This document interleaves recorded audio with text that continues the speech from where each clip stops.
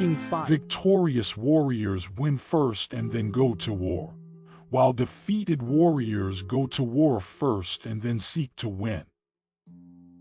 The supreme art of war is to subdue the enemy without fighting.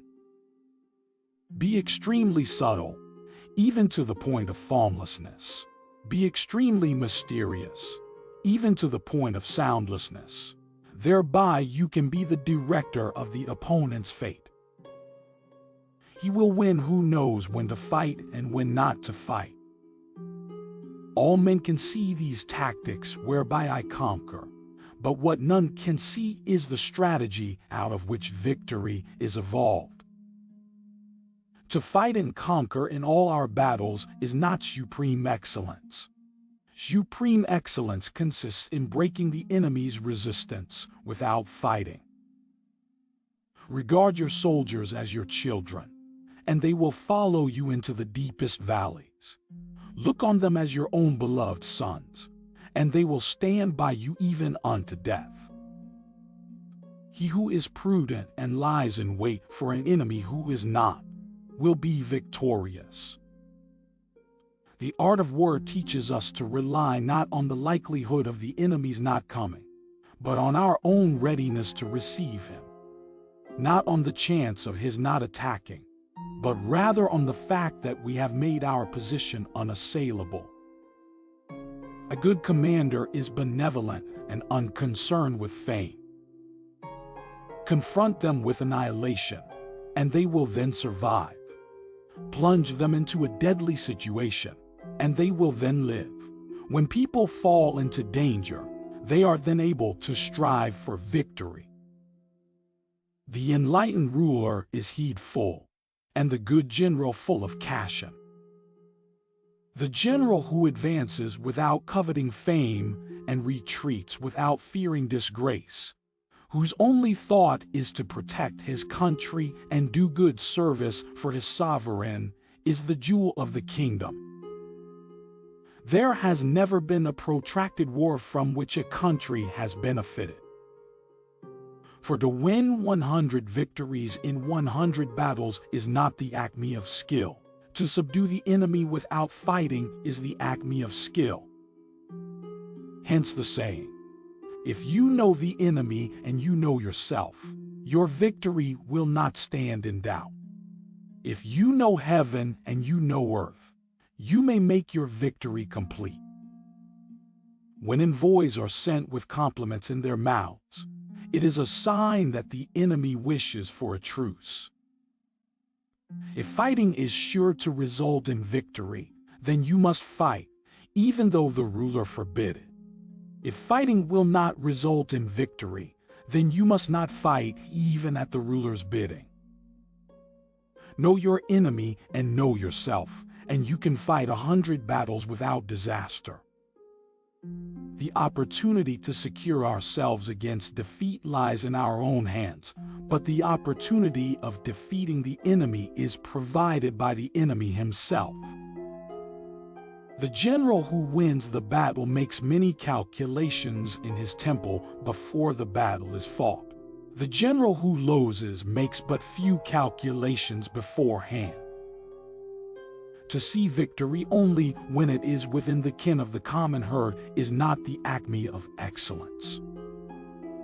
The quality of decision is like the well-timed swoop of a falcon, which enables it to strike and destroy its victim. Secret operations are essential in war. Upon them the army rallies to make its every move.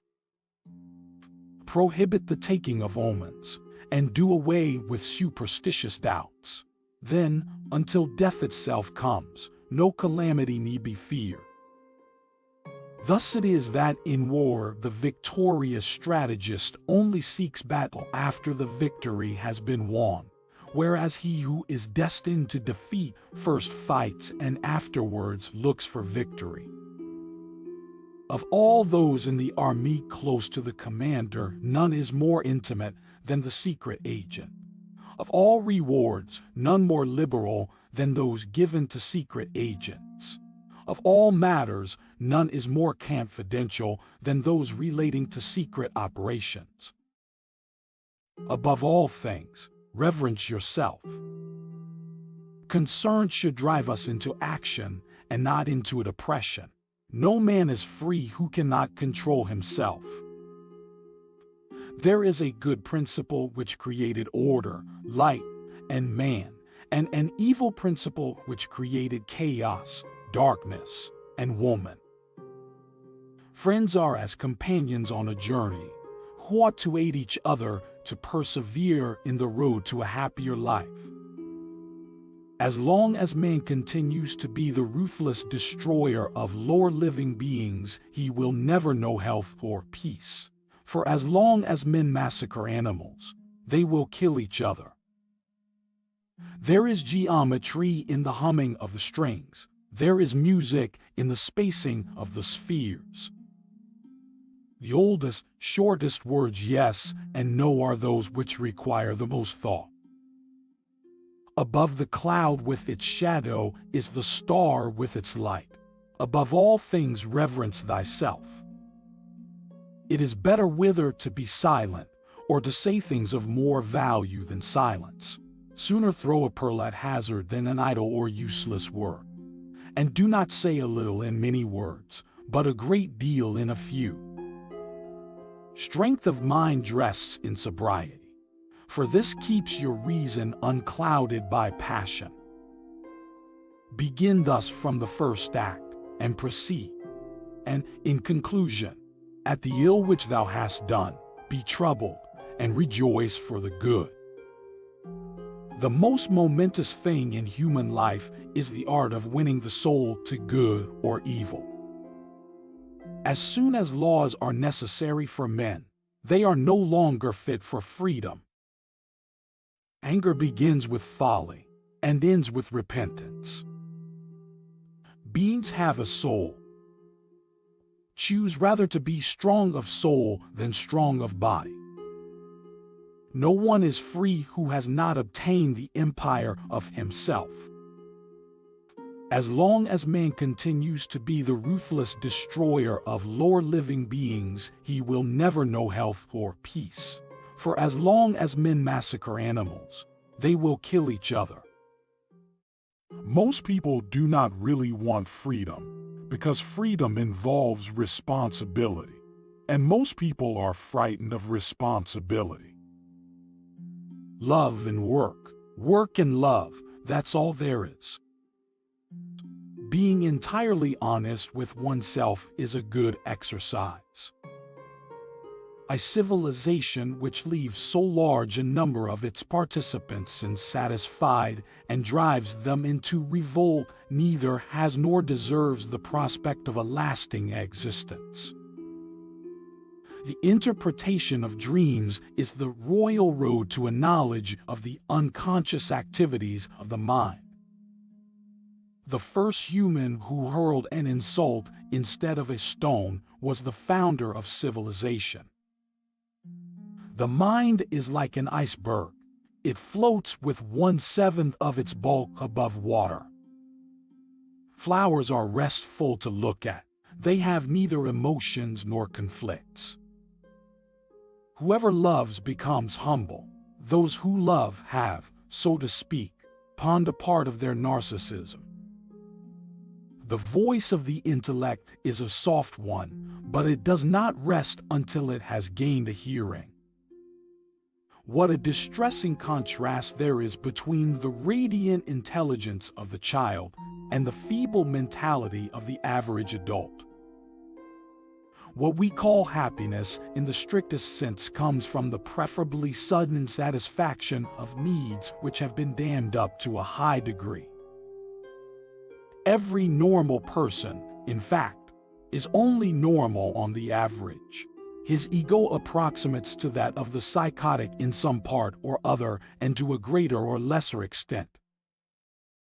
A man who has been the indisputable favorite of his mother keeps for life the feeling of a conqueror.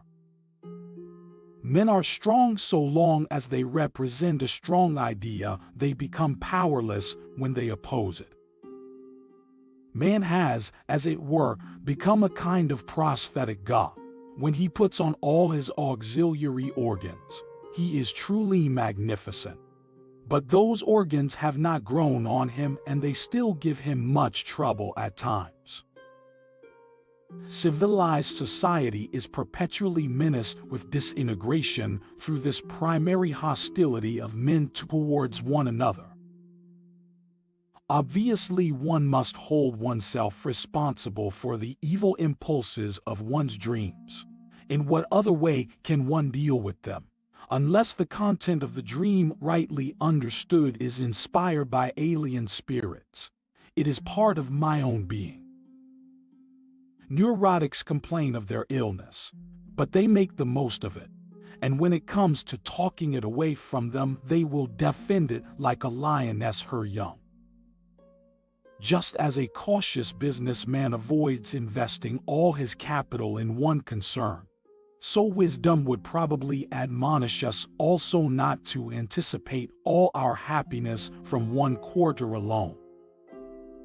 It is impossible to overlook the extent to which civilization is built upon a renunciation of instinct. The doctor should be opaque to his patients and, like a mirror, should show them nothing but what is shown to him. Civilization began the first time an angry person